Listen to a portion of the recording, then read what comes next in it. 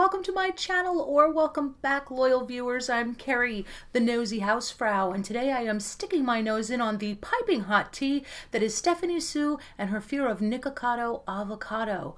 So much to cover here. I was only just introduced to Stephanie through this drama. Love a good mukbang, and I love all things Korean, but I didn't know who Stephanie was. So I click on this drama that was sent to me in my Twitter DMs. Thank you, loyal viewers. And I watched the video. I actually watched it twice. I do that sometimes. I watch it and get a brief feeling. Then I watch it again and take some more mental notes and try to get a profile on what's going on. You'd be surprised how much you could pick up on by sort of digesting and watching twice. My very first initial impression of Stephanie was, what an adorable little girl. Oh my gosh. And very upset. 4 minutes in, I don't know what Nikocado has done to her yet, but I know she is extremely shaken in a survivor way. It triggered something in me. And I just found this girl so credible, so vulnerable. You just want to protect her, right? You're just like, look at that face. I'm like a Korean grandma now. That makes no sense. But she's adorable and very much a fragile soul, it seems. And at this point, I don't know why, but I know this cannot be just about Nick. And sure enough, she shares heartbreaking news of what happened to her in her own home. And I'm just devastated. I remember the first time a friend told me something happened to her in her home, and I had known this woman for months. Obviously, it didn't come out. But when she told me about what had happened to her in her home, I was so devastated, and I felt that all over again. Not my own surviving as a child, but what these people went through. I just feel it to the depths of my soul. So now I know it's very possible that no matter what Nikocado did, this is definitely for her a smoke from another fire. And let me get to what happened with Nikocado, because I actually watched her video without having ever seen the original video. I did a little searching and I found another video, which I'll link below, which was something like him being mean to her for 3 minutes or something. And that gave me a little more sense of what had gone on. Because as much as I felt triggered and wanted to protect her, I didn't want to go into that mode of, who hurt this little girl? Point him out. Who is it? Is it him? Oh, he's canceled. It's very easy, right? To want a pound of flesh for whoever could hurt this sweet little thing. But let's back up here. And hopefully by the end of this video, you will not only forgive me for not wishing death on Nikocado Avocado, but you will agree to sort of stay in our own lanes and find out all sides of what's going on here. Now, from what I saw, she was steamrolled by Nikocado. And when I say this, I mean he was not just assertive with her, interrupting, which drives me nuts, coming at her, asking questions, and then coming at her and trying to pull out the responses he wanted. That is pushy. That is definitely steamrolling someone. That is just being too big of a personality and wanting to make good TV, which I kind of get. He's trying to like play off of all this, but he's just being too aggressive and weird. Now, that is not criminal, but this girl is a survivor. And what's the one thing that is going to make her feel terrible? Coercion. Being blindsided. Being ambushed and sort of pushed into a situation you don't want to be in. All of these things, although separate and having to do with a vlog, are not separate in her mind. And I do not want to make the mistake of saying that Stephanie Sue should feel the way I would feel in a situation like that, or that Nick is labeled as this predatory person, because as Stephanie was telling her story, I think she was trying to understand how she got blindsided and what happened to her. So she's putting up these labels about definitions about what the kind of person is, what a manipulator does, and these sort of sociopathic definitions that I don't personally like. I think that skirts making a diagnosis about somebody, labeling somebody. I think everybody, hear me out here, I think we need to give Nikocado a chance to explain his side of it and perhaps apologize. He didn't know perhaps what he was dealing with in terms of how frail she was. He was maybe talking to her the way he would absolutely accept someone talking to himself. So I think he needs to be given a chance on that score. It's so easy to get angry with him because it's irritating the way he comes at her, the way he's aggressive, the way he's like, "Or did you change your mind?" Which makes it look like she's not walking like she's talking. That's a way to manipulate her into saying what he wants her to say. And by the way, if he didn't like somebody, that he shouldn't need everybody to agree with him. He shouldn't get schadenfreude out of her throwing that girl under the bus, out of her declaring war, or in a sense, laying down the gauntlet with that person. You know, people are very quick to want somebody to turn on somebody. So maybe in private she felt a certain way that she was willing to share with him. But he shouldn't have said that she has to do that so publicly. Let me back up a little bit. When you're having a conversation with somebody in private, it occurs to me that even the most innocuous, benign conversation can make you look bad even if you say, "I'm not going to say anything in private that I wouldn't say to somebody's face." It becomes a game of telephone. So let's say, this is completely hypothetical. Let's say you are talking to a friend who maybe doesn't like somebody as much as you do. And they say, I'm making all this up, this person got fired.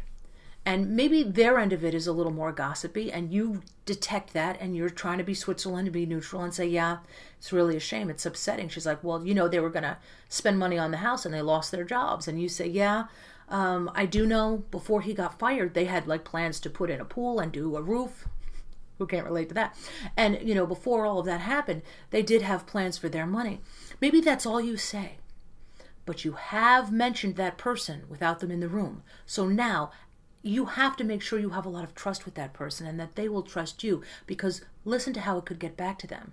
Do you know so-and-so said that it's a shame you got fired when you have all of those bills piling up and all that stuff you were going to do? Maybe you shouldn't have all of that money spent before you earn it. It could be the most innocuous, benign thing, but do you follow? It could be one of those situations where now, on paper, you look like a gossip when you were trying to remain loyal and neutral. People will drag you. People who don't even know they're being toxic will try to force you to stick your flag in the ground against person A or person B, regardless of what you say. So it occurs to me, keeping to your own lane means saying zero when something comes up and making sure that your friendships are secure enough. I think in this case, Nick knew what she had been through. But I don't think he detected, if you watch the video where she's kind of smiling, and it is a painful smile that is not reaching her eyes, and he's completely unaware of it. He keeps coming for her and making digs at her that he thinks is comedy. Like, do you think it's narcissistic if you look in the mirror, and talking about her eye, like, "I think it's adorable that you have a lazy eye," or like, I don't know what he was thinking, but it was all, she was the butt of these jokes, and that was him trying to make good TV. So I think he should be given a chance to acknowledge this and apologize, is my point, because he was definitely wrong. And here's where it gets really wrong. After she felt a certain way about that interaction, she is having trouble sleeping, she's having a panic attack, her fiance is trying to calm her, and the next day, as a result, anybody who has anxiety knows this, it can keep you up all night, you can't sleep a wink, and then 5 o'clock in the morning you could sleep for 2 days. And that's the position I think she was in. She told him she was in and out of sleep, and he did not accept this. But I noticed another thing in her message was that she wasn't feeling well.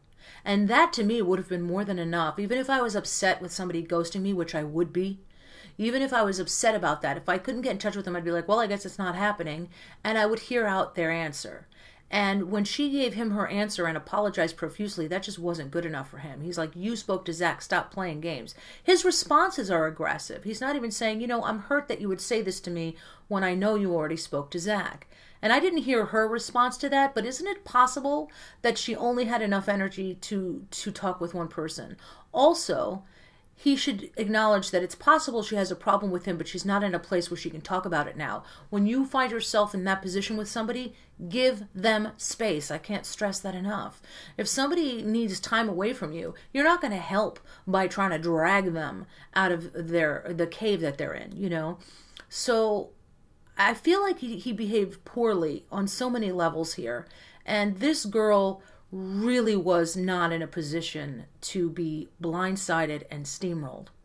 And for him to try to coerce her into saying something that she wasn't ready or didn't feel like saying was not good. Oh, now you changed your mind. I mean, unless you change your mind, do you have anything you want to say? It sounded like she's coached and he's expecting her to say this. And by saying you've changed your mind, it makes it look like she had all of this false bravado behind the scenes and is being two-faced. That's exactly how it makes her look. And I think this was just stress mounting for the girl. She's not somebody who can express herself in these situations. Clearly, she's an introverted, shy person, even though she can be gregarious. She's what they call an extroverted introvert, I believe. I can be like that myself. And I think that she, even though she's gregarious, she's also very shy. I have a feeling before anything happened to her, this girl was somebody who would be prone to having anxiety and being a little afraid of the world anyway. I've had friends like that. I'm very good with shy people. I don't have that side of my personality where I feel very much afraid of certain things. It has a little bit to do with my upbringing, I think, but that doesn't mean I can't understand somebody who's wired differently. I have learned to speak to different people differently. If I'm talking to a friend, an old friend from New York or a friend from Boston maybe, I know that I can be have my acerbic wit or be blunt or whatever and just be entirely myself.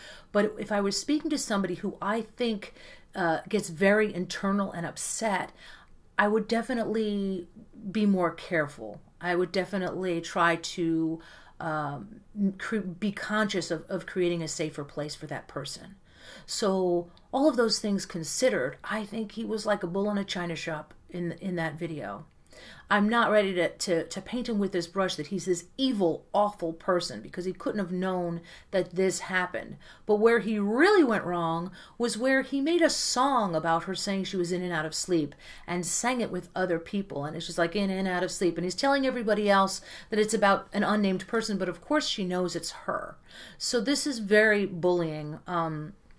I heard that one of the people in the video with him singing in and out of sleep had gotten death threats. And once again, when you get to the bottom of these death threats, it's somebody wishing death upon you, which is not the same thing. It's horrible, don't get me wrong, but somebody saying, I hope you pass away, is not somebody saying, I'm coming for you. So I wish people would stop conflating that because it's a serious crime to actually commit a death threat. It is trolling and awful and nasty and unconscionably wrong to tell somebody you hope they die, but that is not a threat.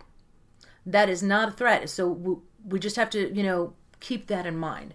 It's horrible. I know it's wrong, but I wish people would stop saying it. So now every time somebody says they have death threat, I'm like, no, you didn't. Somebody just told you they wish you'd perish. Not the same thing.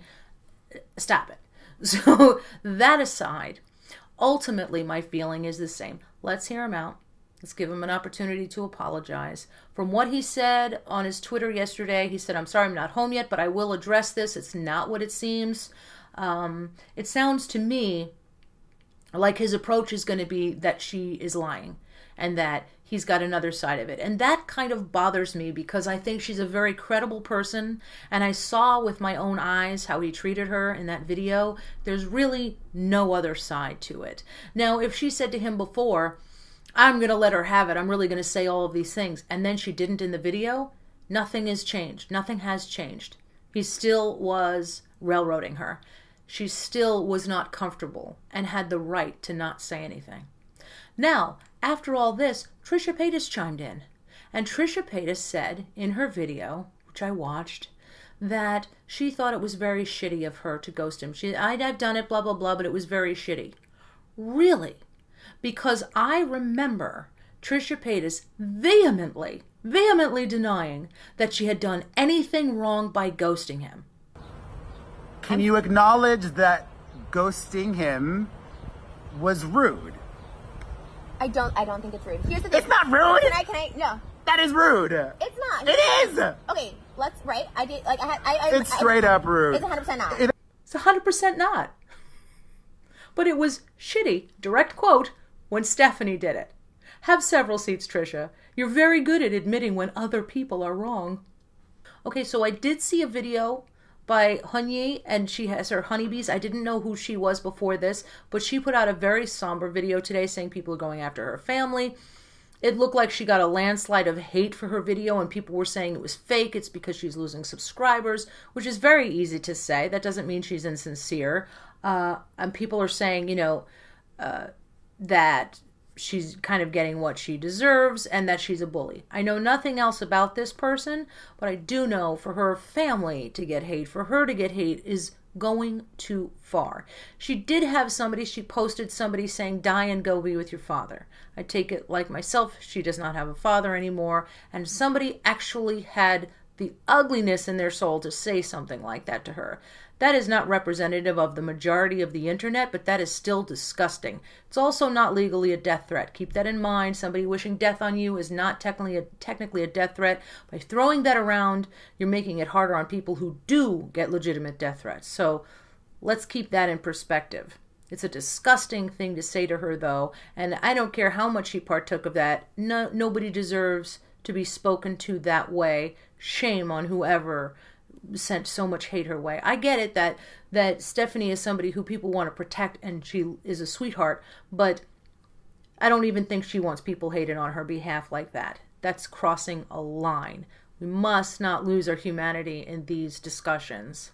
So ultimately for me, the jury is out, but leaning towards Stephanie. I don't think there was any need to steamroll her like that, to be aggressive, and then to be so unaccepting of why she canceled on you and to create a song about it. I think that underscores her instinct to stay away from you when you're acting like that over being told no. People cancel things. You may not like it, but are you going to turn on them completely and start creating songs about how they're lying? Because that's essentially what you're saying, in and out of sleep, and saying she's lying. Like, it's not possible she wasn't feeling well. Maybe she needed that room. When people need room from you, give them a break. Don't try and drag them out of their cave. For whatever reason, he just couldn't leave it alone and had to act like she was lying to him. Even if she was making an excuse because she wasn't ready to speak to him, he didn't have to handle it that way. So I really am curious to see what he has to say about it.